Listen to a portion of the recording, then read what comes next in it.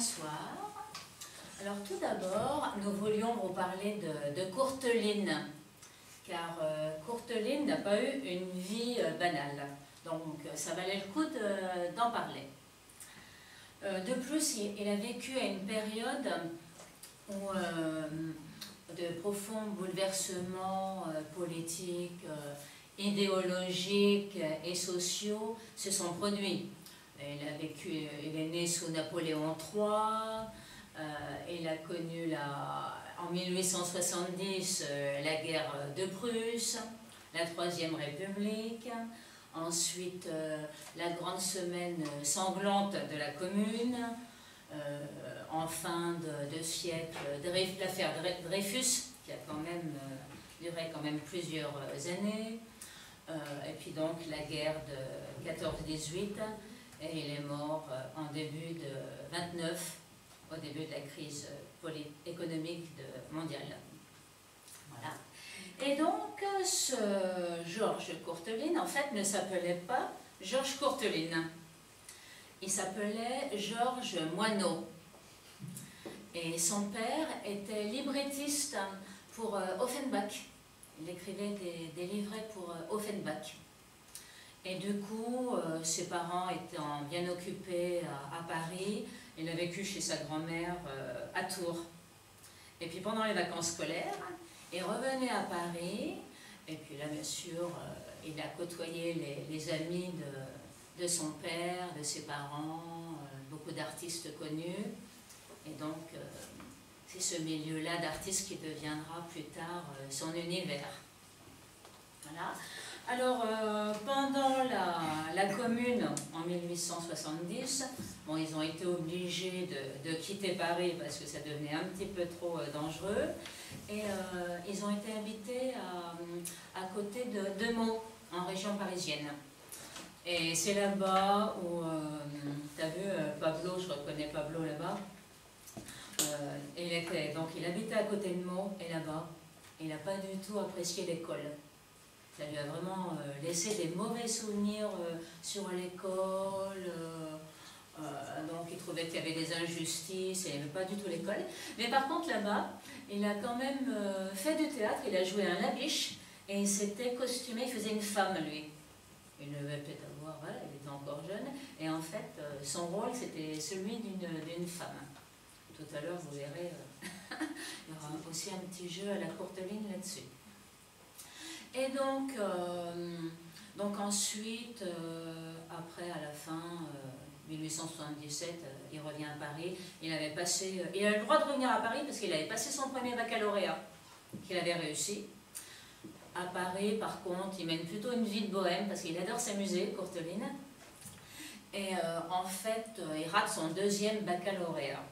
À l'époque, il y avait premier baccalauréat et deuxième baccalauréat. Et donc, ses parents, bien sûr, sont furieux, ils essayent de lui trouver un travail. Lui, il n'est pas trop pressé de travailler, hein, n'est-ce pas? C'est bien un artiste, celui-là. Et puis, du coup, à l'époque, il y avait le service militaire, qui durait au moins un maximum 7 ans. Et lui, il a écopé de 5 ans de service militaire. Il fallait qu'il aille faire son service à l'armée.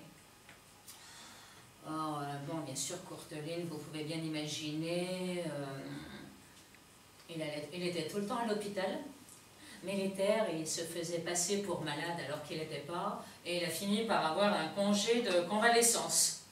Il a eu de la chance encore, hein. Ça a bien réussi son stratagème, il a été malin. Et puis finalement, son père, il a réussi à ne pas continuer l'armée.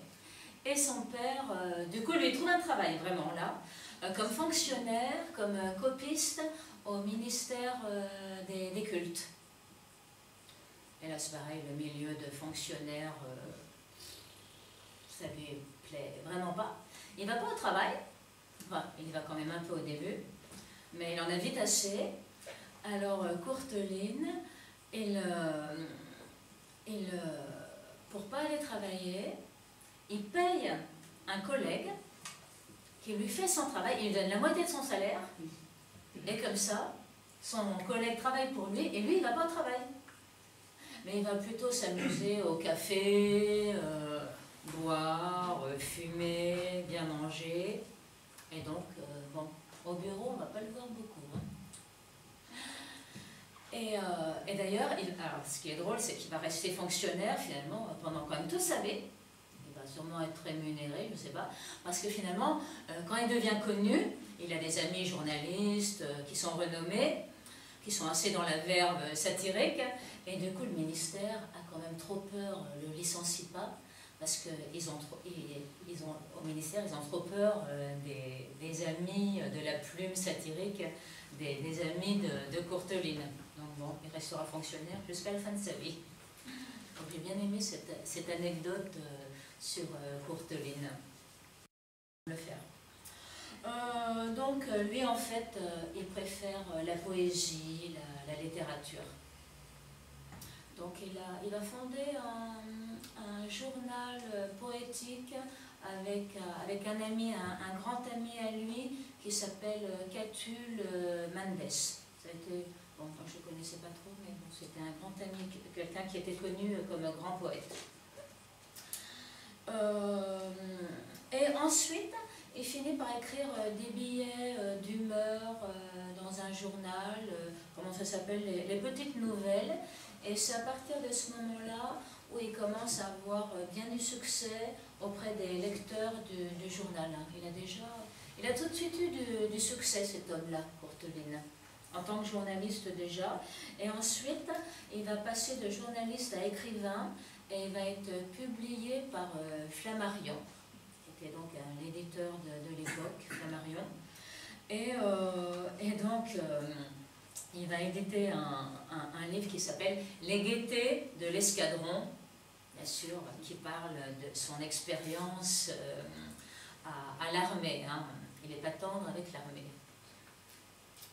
Donc voilà, il passe toujours beaucoup de temps dans les cafés à Montmartre. Alors là-bas, il connaît tous les grands artistes du moment, Alphonse Allais, Tristan Bernard, Alphonse Daudet, plein de grands auteurs du moment, Aristide Brohan, Toulouse-Lautrec, qui sont toujours fourrés dans les cafés de Montmartre.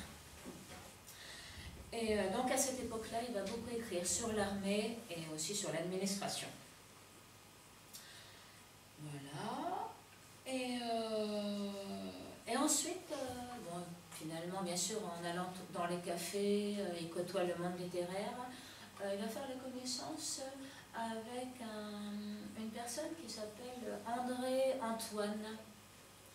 Et c'est André Antoine qui, lui, veut un peu changer le théâtre. Hein, un petit peu, il y avait pas mal de vaudeville. Lui, il veut plutôt faire connaître des nouveaux auteurs. Et il dit justement à Courteline d'écrire pour le théâtre. Il le force un petit peu à écrire pour le théâtre. Il y en a qui connaissent le théâtre Antoine à Paris. Et, ouais, voilà. Et donc en ce moment, c'est le directeur, c'est Laurent Ruquier, qui a repris avec son ami, il a repris le théâtre Antoine, Laurent Ruquier.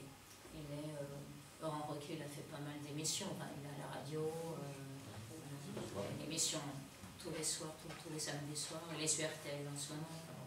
Il est pas mal. Il avait fait l'émission, hein, on demande quand en rire. Il y avait pas mal de comiques qui venaient. On n'est pas couché. Ouais. Ouais, oui, mais on n'est pas couché le samedi soir. Ouais. Ça nous fait coucher à 2h ou 3h du matin. Voilà. Et donc c'est lui qui l'a vraiment, qui lui a donné l'idée d'écrire pour le théâtre. Et ensuite, ce qui fait qu'il adapte beaucoup. Il est quand même un peu Courteline, voilà, hein, il n'a pas voulu aller bosser au bureau. Il est quand même un peu paresseux, Courteline, hein, voilà. Alors ce qui fait que pour écrire pour le théâtre, il adapte pas mal de ses romans pour le théâtre. Hein. Il avait déjà écrit pas mal de choses, il s'en sert aussi pour après l'adapter ses romans au théâtre. Et donc, André Antoine lui a fait aussi connaître sa future femme, avec elle il vit une relation très passionnée, mais assez insouciante.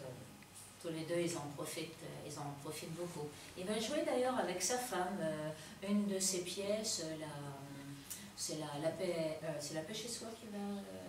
non, c'est Gros Chagrin. Il va jouer avec elle, parce qu'elle c'est une comédienne, et il a écrit sa pièce, un peu comme Jean-Claude et moi, nous on écrit, et on joue ensemble. Et lui c'est pareil, il a écrit des pièces et il a joué avec sa femme quand c'était des pièces à deux personnages. Par la suite, il change de thème, hein, il écrit pas mal sur la justice, les lois. Il écrit une pièce qui s'appelle Le commissaire et bon enfant, une pièce bien connue. Et puis par contre, après, à partir de 1902, dans la vie, il y a des bonheurs, il y a des chagrins. Il perd sa femme de tuberculose. À l'époque, il y avait une maladie des poumons, la tuberculose. À l'époque, il y a beaucoup de gens qui sont morts à cette époque à cause de la tuberculose. Il perd sa mère, il perd son fameux ami Catulle Mendes, alors ce qui fait que ça le mine beaucoup. Et là, tout d'un coup, il vieillit prématurément. Il y a des fois comme ça, des gros chagrins, pouf, pouf, ça nous fait vraiment un coup. Et là, vraiment, il est quand même bien abîmé psychologiquement. Il écrit moins de pièces. Mais ceci dit, il a de la chance parce que on commence à bien le jouer, même s'il écrit moins de pièces. Il est quand même beaucoup joué. Il commence à avoir des honneurs, la Légion d'honneur. Il va être membre aussi de l'Académie Goncourt. Lui, il n'aime pas les mondanités, il n'aime pas les honneurs, mais bon, il a eu vraiment du succès de son vivant. Et même, ce que j'ai appris aussi, c'est que le cinéma aussi l'a beaucoup joué. Hein. Le cinéma commençait, et il a été tout de suite joué par le cinéma. Donc vraiment, cet homme-là, cet artiste-là, a eu de la chance. Hein. C'est pas toujours le cas d'être reconnu de son vivant. Et il est même également joué à la Comédie Française, donc c'est vraiment la grande consécration pour lui.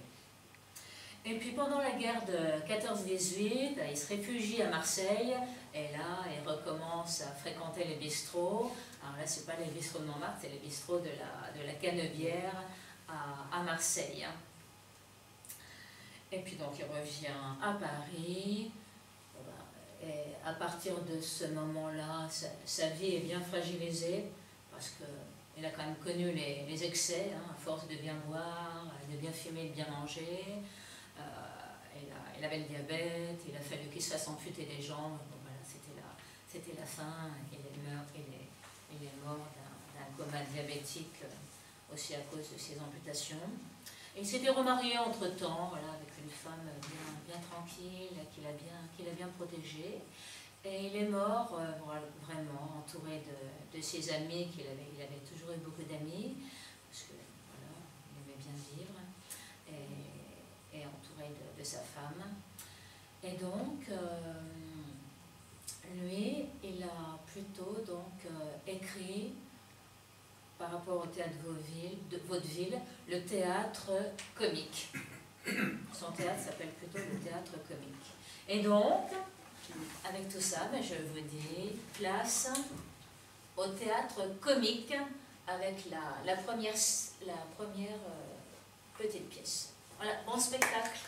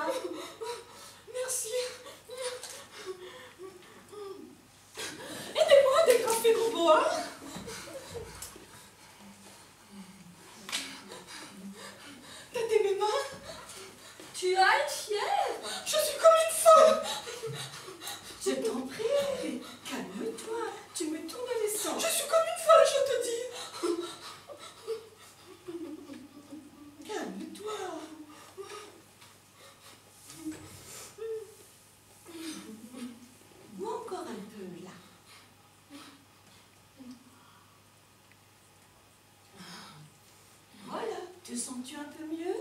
Oui. Non!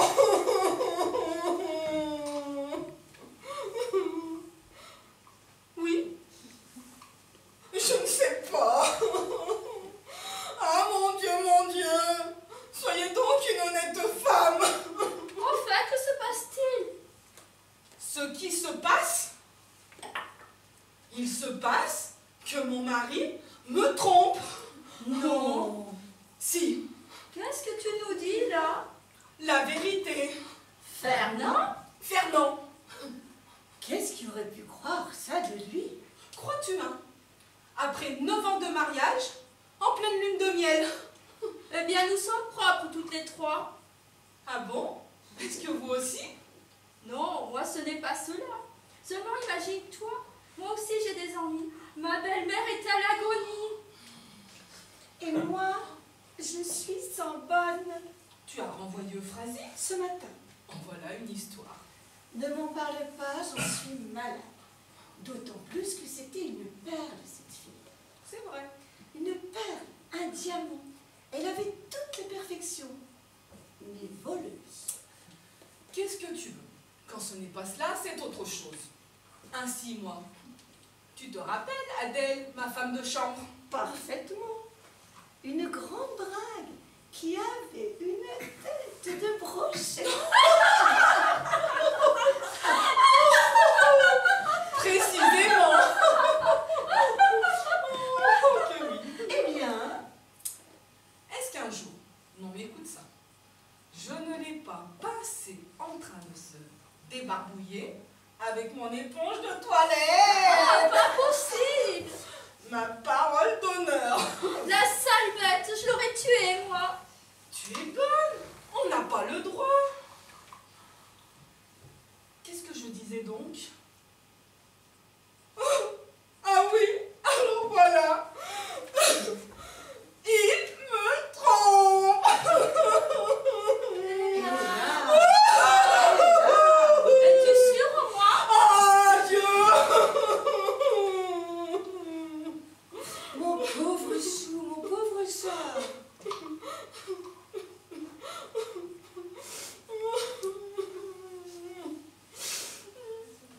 Voyons, conte-nous ça en détail. Dis-nous tes peines, ma chérie. Cela te consolera toujours un peu. Eh bien voilà. Vous savez que Fernand va à la bourse tous les jours. Moi, je reste seule. Et je m'ennuie. Alors, qu'est-ce que je fais? Tu retournes ses poches. Je connais ça. Parfaitement. Et je fouille dans son secrétaire. Tu as la clé. J'en ai fait faire une. Ce que tu as bien fait. N'est-ce pas? Oh, ce n'est pas par curiosité. C'est par prévoyance. Mieux vaut avoir deux clés qu'une seule. Au moins, si on perd la première, On a la seconde. et voilà tout. Et à propos, que je vous fasse rire. Est-ce que je vous ai conté que l'autre jour, j'avais perdu la clé de chez nous? Ta clé? Non. Quand? La semaine dernière. Comment? Je ne t'ai pas dit cela. En voilà la première nouvelle. Oh ma chère, ça a été toute une histoire. J'avais passé la soirée chez maman, figure-toi. Tu sais que maman, le jeudi soir, donne du thé et des petits fours. Bon, minuit sonnant, je saute en fiacre. J'arrive en bas de chez nous, je grimpe mes 3 étages, 4 à 4. Une fois ma porte, pas de clé. Pas de clé? Pas l'ombre. Ça c'est drôle, et ton mari? Au cercle.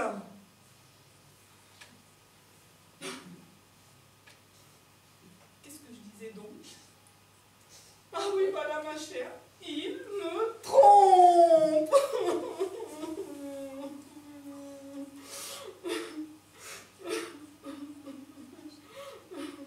Ah le gredin, ah le lâche.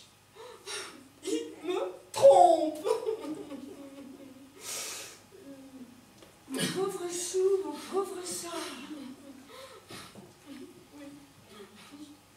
Où en étais-je donc? Aux poches retournées. C'est juste. Eh bien, j'ai trouvé une lettre dans sa poche. Une Une lettre oubliée? Parfaitement. Mon Dieu, que les hommes sont bêtes. Ce n'est pas à nous que ces oublis-là arriveraient. Oh non. De qui la lettre? Devine. Ma foi.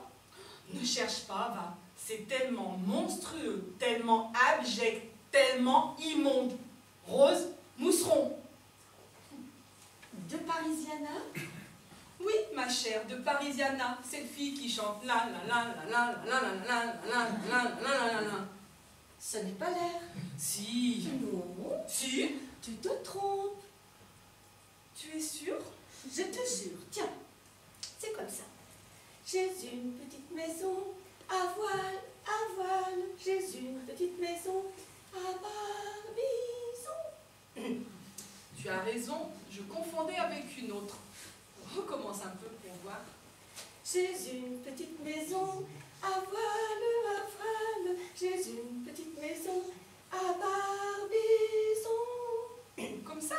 J'ai une petite maison à voile, j'ai une petite maison à barbizon. Tu y es. Ça ne doit pas être bien malin d'avoir du succès au café-concert. Parbleu, et alors? Quoi alors? Pour m'en finir avec ton histoire.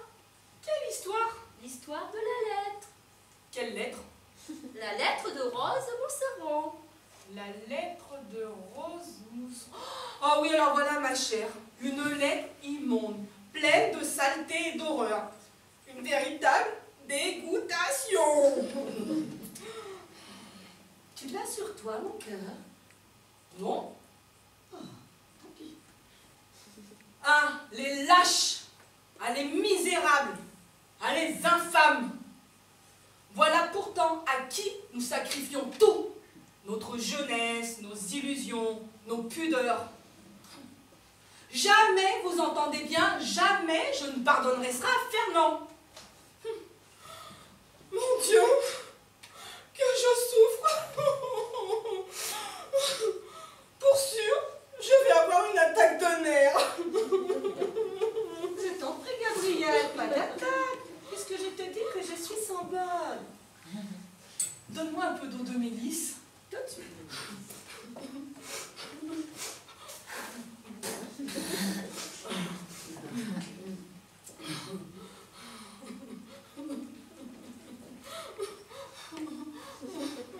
Ouvre la bouche, mon petit chat.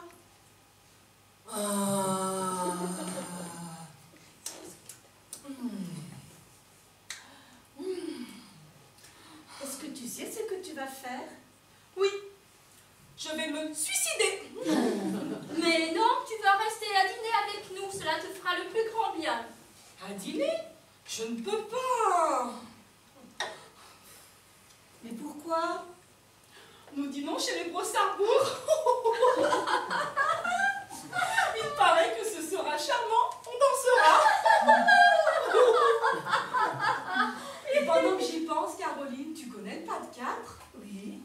Et toi, Léa? Oui. Voulez-vous bien être Mimi avec votre pauvre affligé? Certainement. Apprenez-le-moi, dites. Tiens. 3 pas en avant et un petit coup de pied. 3 pas en avant et un petit coup de pied. 3 pas en avant et un petit coup de pied. 3 pas en avant et un petit coup de pied. Comme ça? 3 pas en avant et un petit coup de pied. 3 pas en avant et un petit coup de pied. Tu y es. C'est pas bien difficile. Un coup dessous. 3 pas en avant et un petit coup de pied. 3 pas en avant et un petit coup de pied. 3 pas en avant et un petit coup de pied.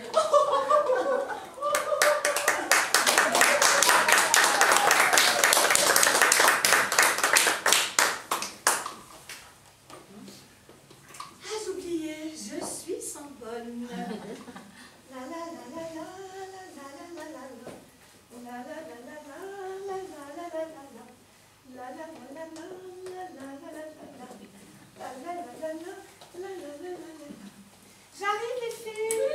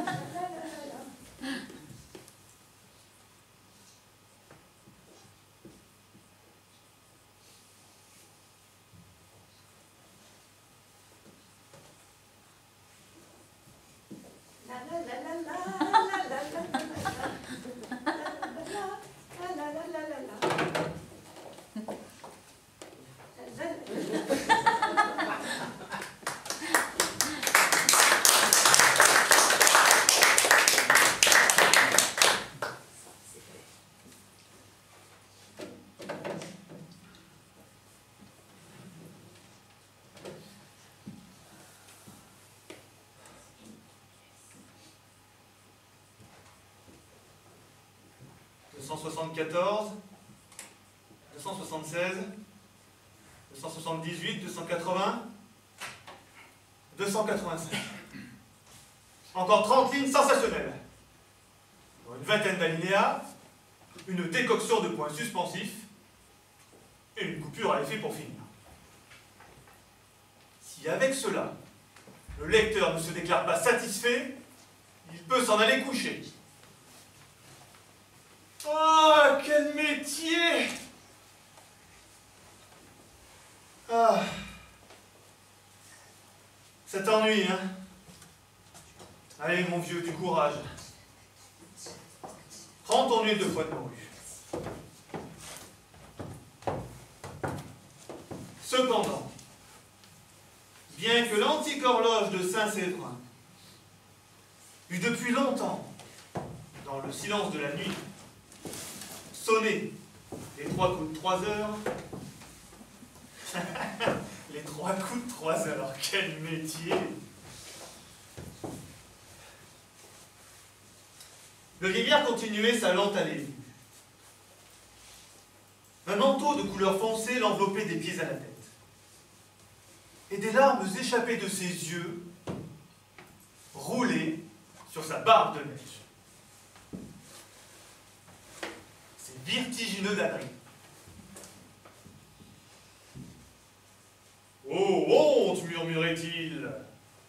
Oh, cruel attentat dont mon honneur, après 20 ans, garde encore la brûlure ardente. Et troublant d'imbécilité. Quoi? Je porterai éternellement le fardeau de mon humiliation? Quoi, jusqu'aux portes du tombeau, je sentirai le sang de ma blessure couler lentement, goutte à goutte?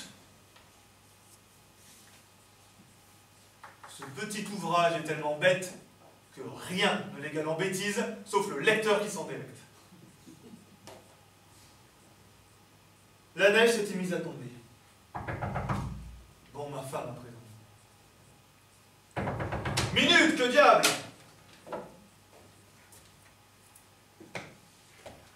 Eh bien, voilà du mystère. Tu fais donc de la fausse monnaie?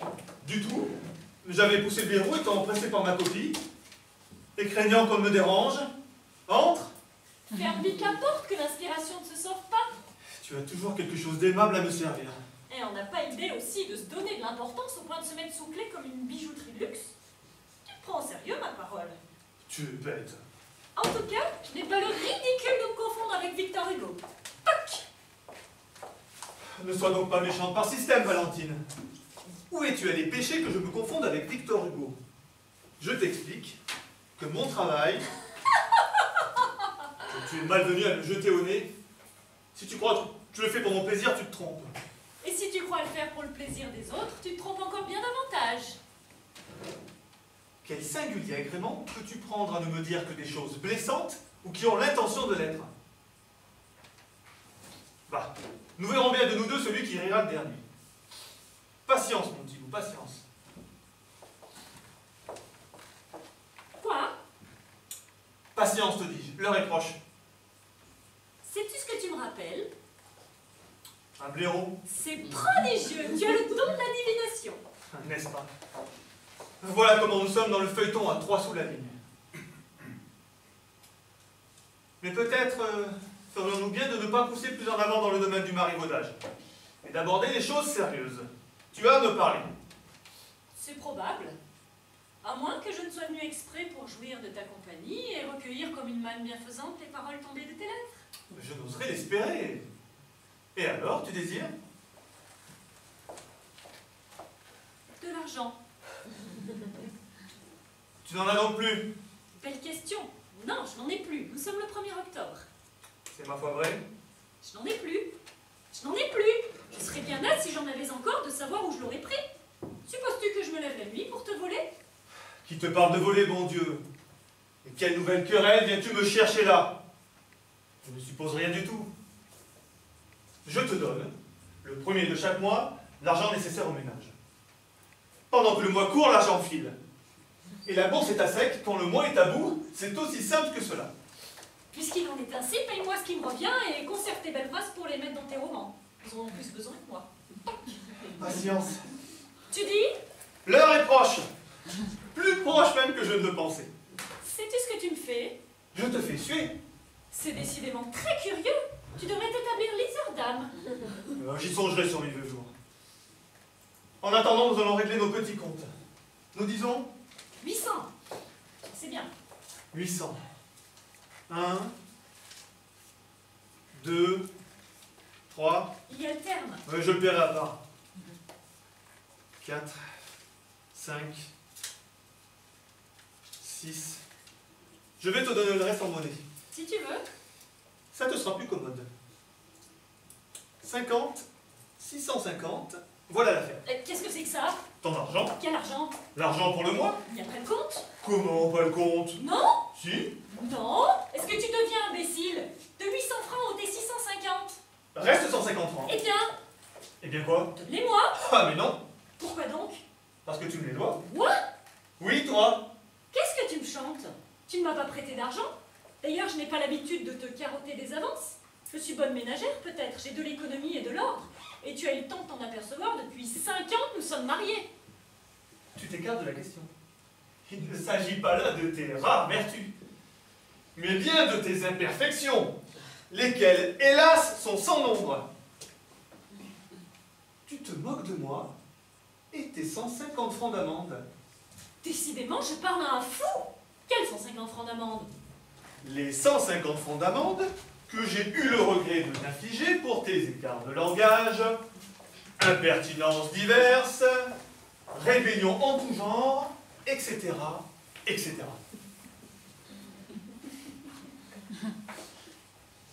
Tu ne comprends pas? Pas une syllabe. Je vais t'éclaircir les idées.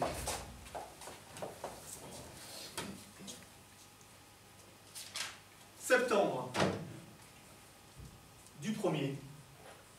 Pour avoir tranché une question sans en connaître le premier mot, puis convaincu de son erreur, s'y être cramponné de parti pris, avec une insigne mauvaise foi, afin d'avoir raison quand même et d'exaspérer le sieur Triel. Homme modéré, patient et doux. 3 francs 95. Ah, qui quoi? Qu'est-ce? Du 2.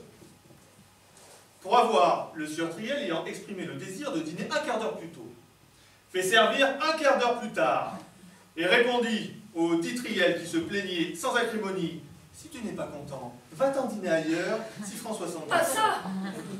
Du 3.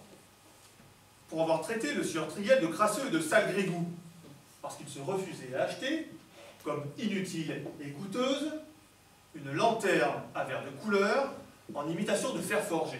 2 francs 50. Du 4. Pour avoir dit au sieur Triel qui regrettait l'absence d'abatis dans le bouillon, tu répètes toujours la même chose, ce qui n'était que trop vrai. 1 franc 45. Du 5. Pour lui avoir dit: te rappelles-tu la fois où je t'ai pardonné d'être rentré à 5 h du matin, 71 francs. Combien? 71 francs. C'est pour rien. Quand on a pardonné aux gens, on ne doit pas être tout le temps de leur corner aux oreilles. Et tu restes pardonné quoi? Je t'ai expliqué 100 fois que j'avais manqué le dernier train. C'est mon œil. Je ne te crois pas. Je crois ce qu'il te plaira de croire.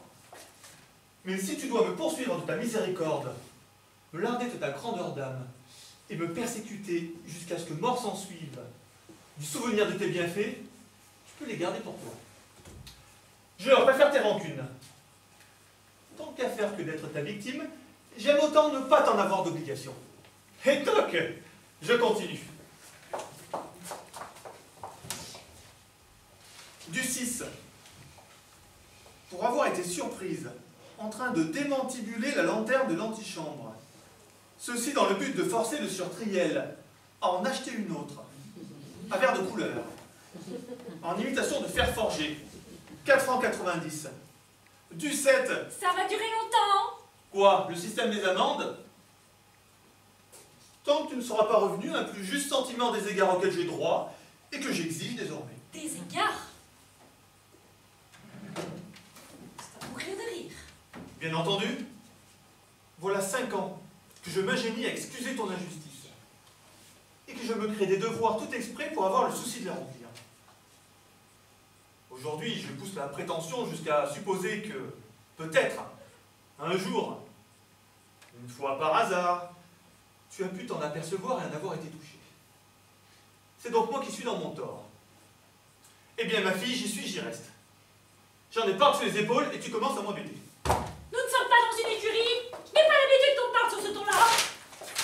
Tu n'auras que la peine de l'apprendre. C'est ce que nous verrons. Oh, c'est tout vu. Mon cher, Tu veux des explications? Très bien, entrons dans des explications. Voilà, 5 ans que je m'ingénie à excuser ton injustice.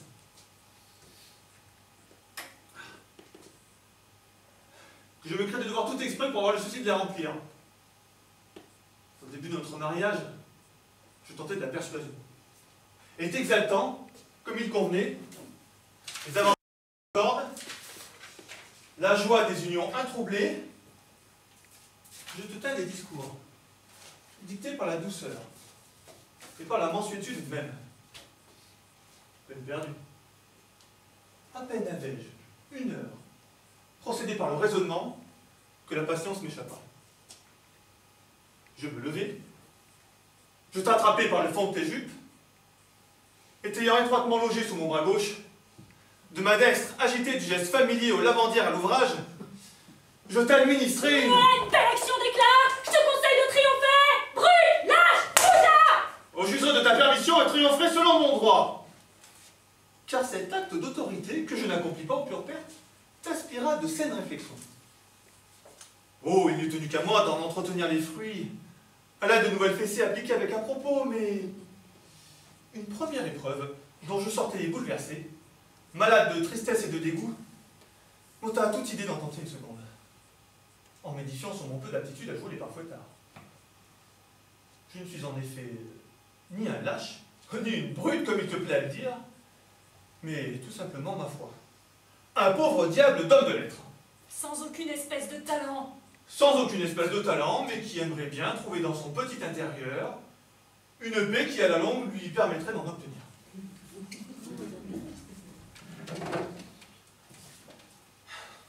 C'est alors que, passé à un autre genre d'exercice, je décidai de me venger sur Moby. C'était malin. Très malin même. Puisque le jour d'un coup de tabouret, je fis voler en éclats le miroir de l'armoire à glace, tu en restas muette d'ahurissement. De quoi j'éprouvai une joie telle qu'en moins de 6 semaines, j'immolai sans regret, à mon ardente soif de silence, 2 chaises, le pot à eau, le casier à musique, la lampe, le lustre, la soupière, le buste de ton oncle Arsène, fierté de notre humble salon, et divers objets de première nécessité.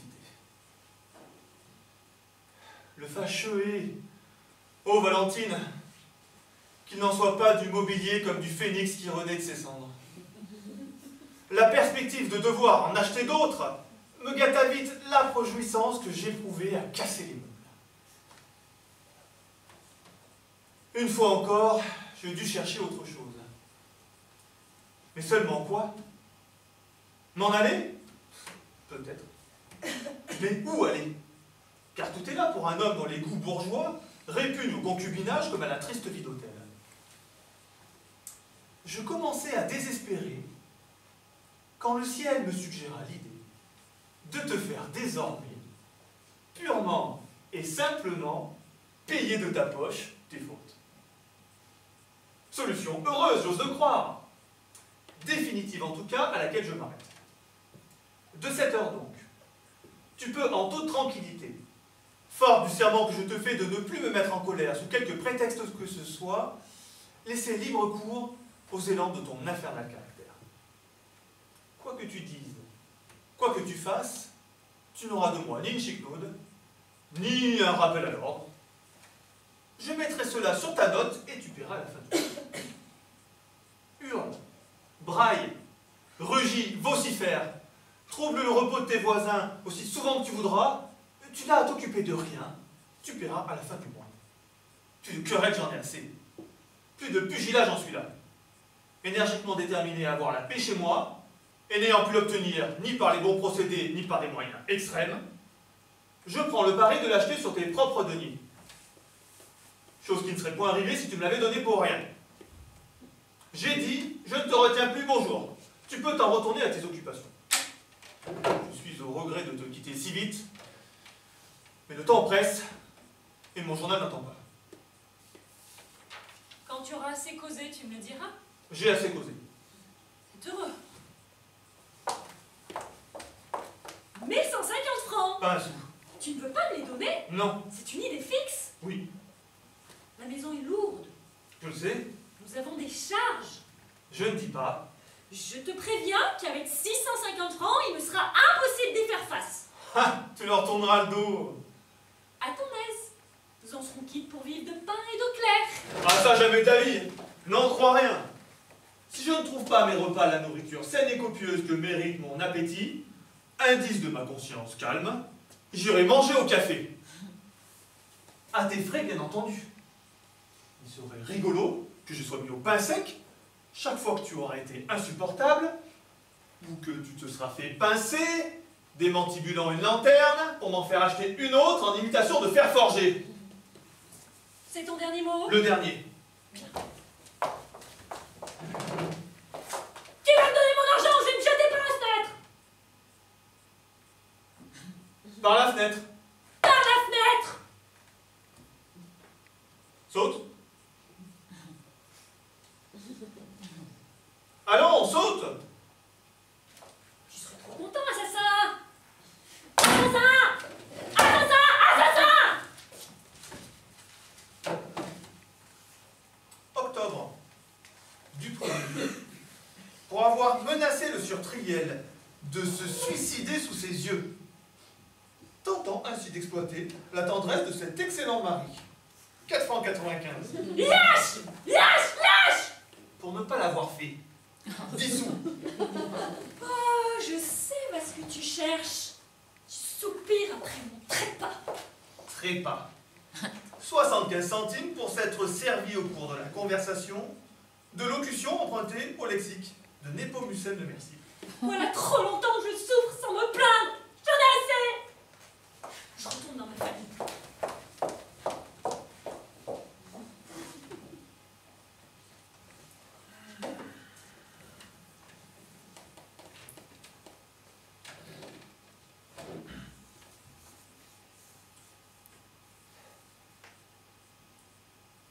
Mais le vieillard, tout à sa pensée, semblait ne pas s'en être aperçu. Soudain, élevant vers le ciel un regard de hautain défi, « Eh bien, cria-t-il, sois maudit, Dieu d'inclémence, Dieu d'injustice, toi qui n'as pas écouté mes prières, demeure à jamais abhorré. Je jette ton nom en pâture à l'exécration des générations à venir. Allons donc. Pipeau, quel métier. Comme il achevait ses épouvantables blasphèmes,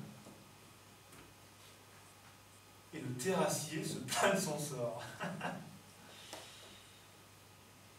Un bruit de pas troubla le silence de la rue. Et le bineur élève des revendications. De blême qu'il était, le vieillard devint livide. Et le cocher se met en grève. Si c'était lui, murmura-t-il. Oh, connaître enfin cet ennemi. Le tenir, haletant sous mon genou. Arracher à son épouvante un aveu dans un dernier râle. À ce moment, un étranger déboucha de la rue de la Harpe. Le vieillard bondit comme un tigre. Mais aussitôt, une étrange défaillance s'empara de tout son être. Ses jambes fléchirent sous le poids de son corps, et poussant un cri terrible, il s'évanouit. J'ai dit 30 lignes sensationnelles. Sensationnelles, je suis tranquille. Reste à savoir si elles sont 30. Comptons.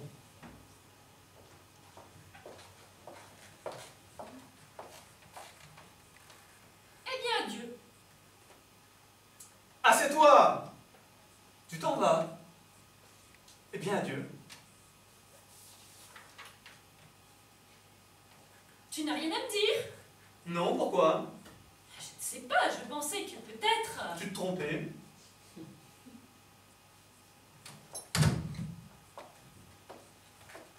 Je te fais mes excuses. Il n'y a pas de quoi. En somme, on peut se quitter, faute de pouvoir s'entendre et conserver pourtant de l'estime l'un pour l'autre. C'est évident. N'est-ce pas? Sans doute. Alors c'est bien entendu. Quoi? Tu n'as rien à me dire? Rien du tout. Eh bien, adieu. Eh bien, adieu.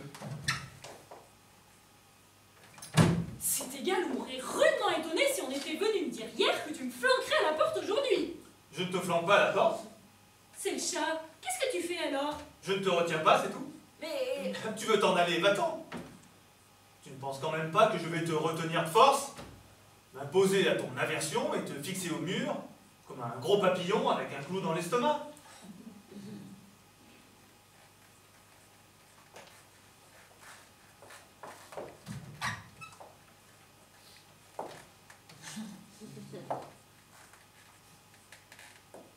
Et comme ça ne te fait rien? Qu'est-ce qui ne me fait rien? Que je m'en aille? Ça ne te regarde pas, de quoi te mêles-tu? Il me semble pourtant qu'après 5 ans de ménage, tu pourrais, sans me compromettre, me quitter sur une bonne parole. Je te souhaite de bien te porter et de trouver là où tu vas le bonheur que je n'ai pu réussir à te procurer sous mon toit. Je t'ai un peu battu, je t'en demande pardon, bien que les coups que je te donnais m'aient été certainement plus douloureux qu'à toi, et qu'au fond, je sois excusable de m'être conduit en dément les jours où tu m'as rendu fou. Ceci dit, et le procès jugé de cette page d'histoire ancienne, je vis en paix avec moi-même.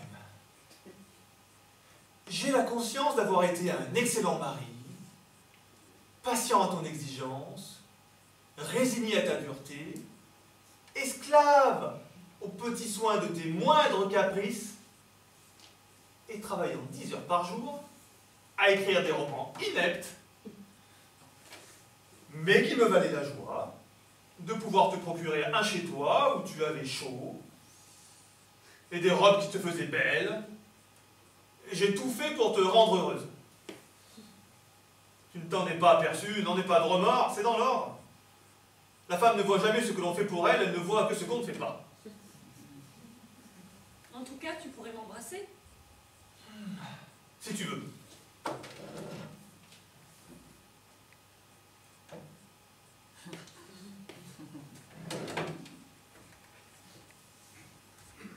Eh bien, adieu. Eh bien, adieu.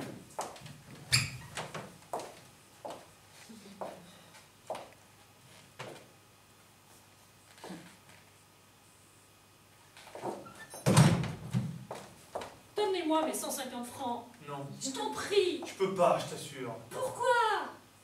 Parce que j'ai eu la faiblesse de te pardonner trop de fois. Et tu me l'as fait payer trop cher. Parce qu'avec vous, encore une fois, il n'y a pas de milieu. Si c'est pas vous qui passez par nos mains, c'est nous qui passons par les vôtres. Alors, flûte, n'insiste donc pas. Je te dis que tu perds ton temps. Et puis, qu'est-ce que tu me fais, là?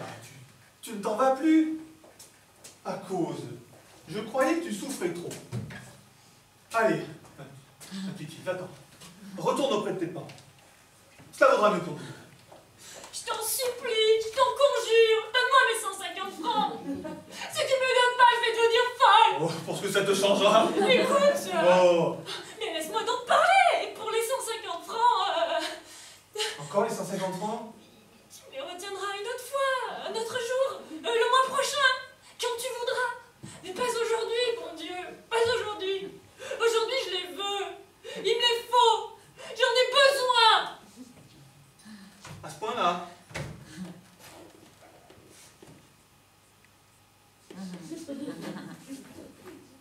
Regarde-moi un peu, Valentine. Tu as fait une bêtise. Naturellement. Laquelle? Tu ne crieras pas trop fort. Je tâcherai, va toujours. Eh bien, j'ai un effet à payer aujourd'hui. Tu as souscrit un effet. Oui, Cela ne m'étonne pas de toi. Ce qui me surprend en revanche, c'est que tu aies trouvé à le passer. La loi refusant à la femme de signer des billets sans l'autorisation de l'époux, le tien est nul et sans valeur. Pardon, Comment, pardon? sans doute.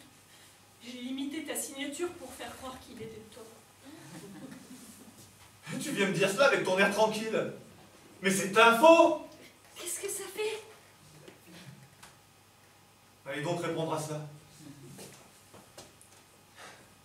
Et de combien le billet? 150. Mazette!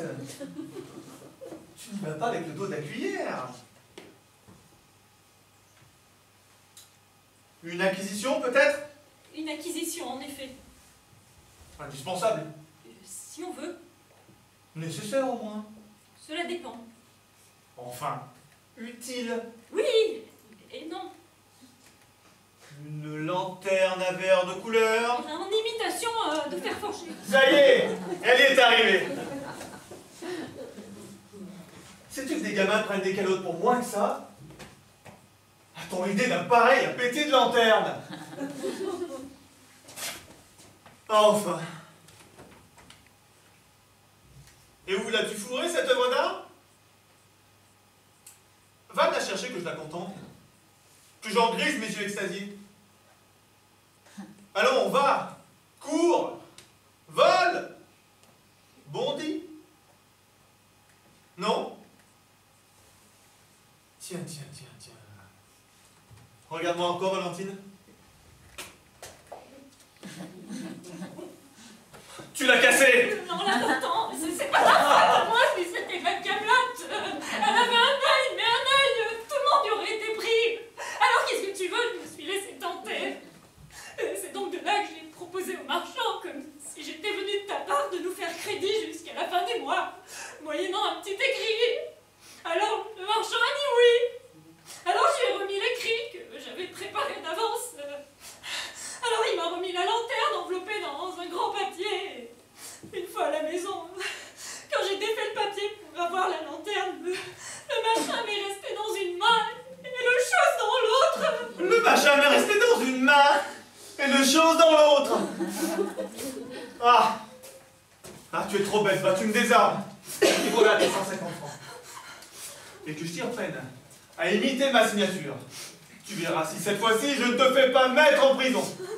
Merci, et toi? Tu n'as pas honte, hein? Faussaire. Canaille. Et bouge ton nez.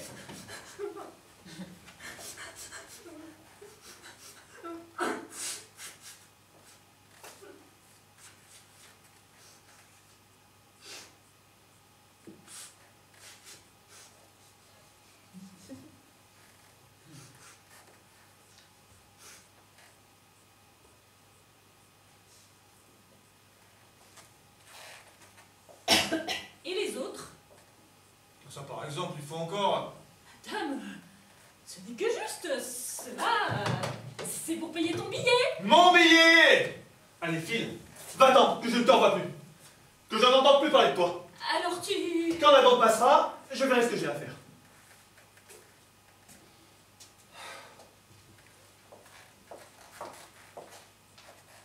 C'est pourtant vrai que tu es un bon mari. Il est fâcheux que tu t'en aperçoives le jour où seulement j'ai réussi à te faire peur. Ouais, Kefalon, dit le renard d'Ésope. Hey, Kefalon, ou Kekei. Qu'est-ce que tu dis? Rien, c'est du grec.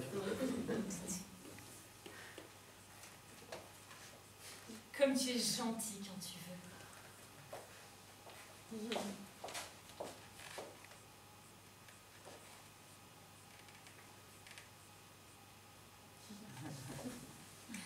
Misère.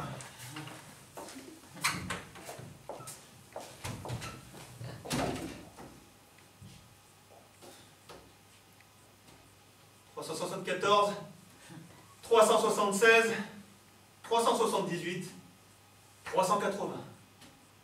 Le compte y est. La suite, au prochain numéro.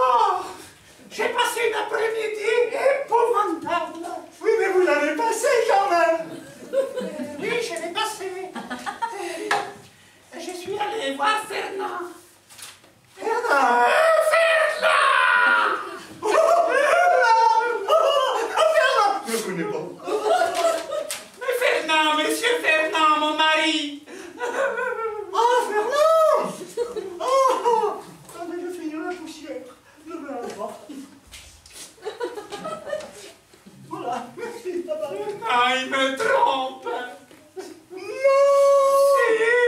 Comment je le comprends? Et mes copines, là, elles sont venues et puis elles ont fait un pas sur le côté, un pas sur le côté. Ça me fichait complètement de moi. Personne il est tombé!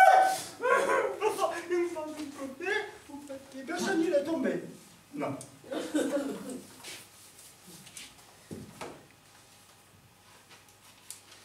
Et vous avez préparé le repas? Je sens rien du tout dans la cuisine. Il y a un nouveauté aujourd'hui, les hommes. Ah, C'est ça que ça fait ça. Ça empêche même de faire la cuisine. Ça éteint les gaz. Bon, c'est électrique, mais ça éteint les gaz quand même. Ah, c'est bien, parce que hier, moi, j'en avais plein des gaz. Ah, fallait m'aider, j'aurais mis l'allumette. L'allumette? Si, les gaz. C'est quoi une allumette? Alors, l'allumette, c'est ce qui sert à allumer le gaz. Mais j'ai faim. Si, des gaz. Venez chercher quelque chose à manger. Je vais les faire les courses. Alors, les caddies, je ne peux pas la prendre parce qu'à l'époque, il n'est pas inventé encore. Pourquoi les grandes surfaces, ils n'existent pas encore. Alors, comment je vais faire? On pourrait demander à Gaspard. Ah oui, avec l'allumette, c'est le Gaspard. Ben, Eh oui. Oh, oh, on va allumer le feu. Allumer le feu. Allumer. Non, c'est pas bon. maintenant que vous me le dites, Si, ça sent quand même quelque chose, hein? si. Je me demande si ça sent pas un peu le gaz. C'est le gaz. Là, si, c'est une minute avant l'explosion. D'accord. Encore du temps. En fait, là, on attend encore une minute, et dans une minute, tout pète. Si, tout pète. J'aime bien les pète. Tout pète. Tout pète. Tout pète, c'est pas choupette, c'est tout pète. Oh, j'ai connu une choupette à l'école. Oh, Si. elle était mignonne, toute petite et toute ronde. Oh. Elle était chou. Si. Mais par contre, elle sentait mauvais, hein. C'est pour ça qu'on l'appelait choupette. Bon, oui. Et ces machins-là, ça marche pas, ça roule. Ben, ça dépend dans quel sens on la met, mais elle, on ne savait jamais dans quel sens elle était, en fait. Elle était un peu ronde, quoi. Comme les ballons. Ah oui. Mais pas les rugby, les ovales. Mais elle est partie avec Fernand. Ah, c'est ça que Fernand, et vous trompez. Avec Choupette. Ah. Et le soir, il faisait une soupe et au lit. Ah, c'était au lit. Ah oui. Ah, c'était le bon temps, Ah là. si, j'ai connu. J'ai connu. À l'époque, on avait le gaz pour faire la soupe. Moi, s'il part avec Choupette, je vais partir avec Gaspard. Je vais Gaspartir. Si, moi je connais Gasparcio. Ah, Gasparti, je connais pas. Gasparcio. J'ai faim. Oui, moi aussi. Ça sent de plus en plus. Hein. Si, c'est la gaz. C'est la gasse. Et là, il doit rester quoi? 30 secondes, hein, pas plus. Je vais mettre une allumette pour voir. Ouais.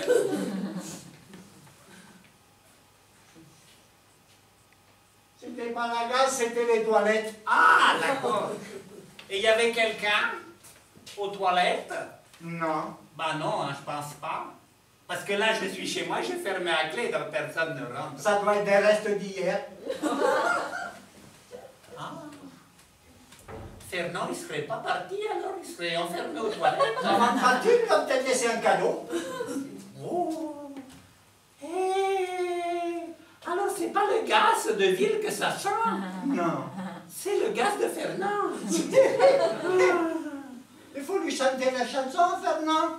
La chanson, Fernand, prête-moi ton tonneau. Oh, oh. Je Une connais chanson pas. qui est très connue, hein, par moi. Moi, je connais la chanson, et un petit pas sur le côté, un petit pas de l'autre côté. C'est comment? Voilà. Et un petit pas de côté, le petit pas de côté. C'est complètement ridicule. Ben oui. Moi, je vais finir la ménage. Ouais. Fernand, il est mort dans les toilettes. Gaspard, il est parti. Gaspard, il est parti à la Léoduc. Et là, il n'y a plus d'hommes. Non. Même pas moi. Ah, quoique. Allez, on y va. Vous faites quoi cet après-midi? La ménage. Allez.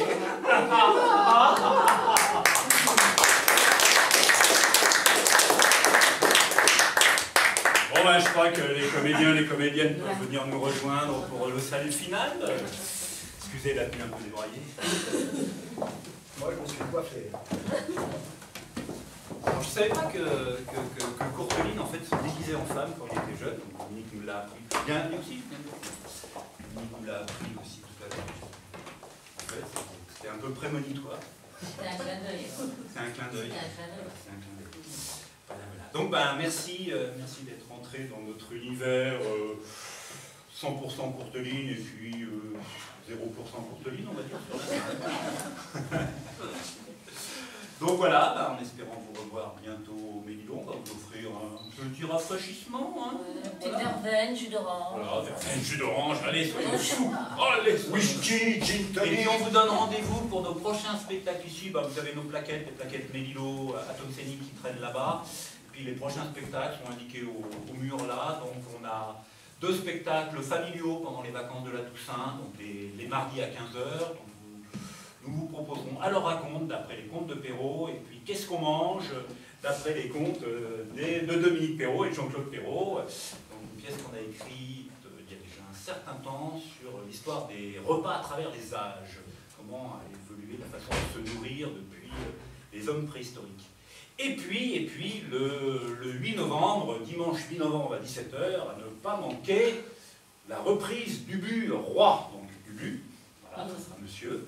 Et puis Muriel qui rejoint la troupe, qui quitte la troupe d'Avance Théâtre, la lâcheuse, mais qui arrive dans la troupe d'Atom Scénique, voilà, pour remplacer une comédienne qui, elle, est partie à Montpellier, enseigner à des jeunes toniques, apparemment. Hein. Voilà. On va dire comme ça.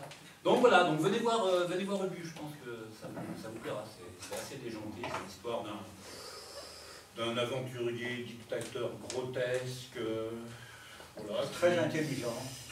qui poussé par, ouais, voilà, c'est pour ça qu'on l'a pris, Très beau. qui poussé par sa femme va essayer d'aller conquérir la Pologne en tuant le tsar de Russie. Enfin, c'est ubuesque, voilà, d'où l'adjectif qui a été tiré du nom de famille, si on peut dire, ici, Ubu. Voilà, donc venez voir Ubu. Et puis en décembre, oui, un spectacle par mois en gros ici, donc le 5 décembre, le samedi 5 décembre, on fait une grande soirée au profit du Téléthon. Donc c'est une scène ouverte, donc on invite des artistes, alors des comédiens bien sûr, mais des humoristes, mais aussi des musiciens, voilà. On est en train de faire un appel aux artistes du coin pour venir sur la scène, pour venir occuper la scène pendant la soirée du Téléthon. Voilà. Donc, tout le monde est convié à donner 5 € minimum au profit du Téléthon. Et donc, on est organisateur officiel du Téléthon pour cette manifestation. Et voilà. L'idée, c'est d'essayer de ramener quelques sous pour le Téléthon, et puis de se faire plaisir au niveau des comédiens sur scène, et puis on l'espère au niveau du public qui sera là. Donc voilà, donc ça sera le... Et nous aurons aussi des jeunes, nous en avons un qui est ici, et qui sera aussi sur scène.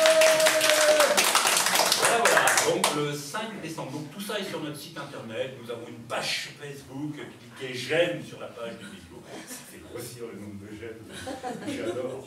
Je sais pas à quoi ça sert. Mais ils disent voilà, faites aimer des pages Facebook parce que c'est bien. Bon d'accord, ok. Donc on a une page Facebook. Un petit coup à boire. Allez, un petit coup à boire.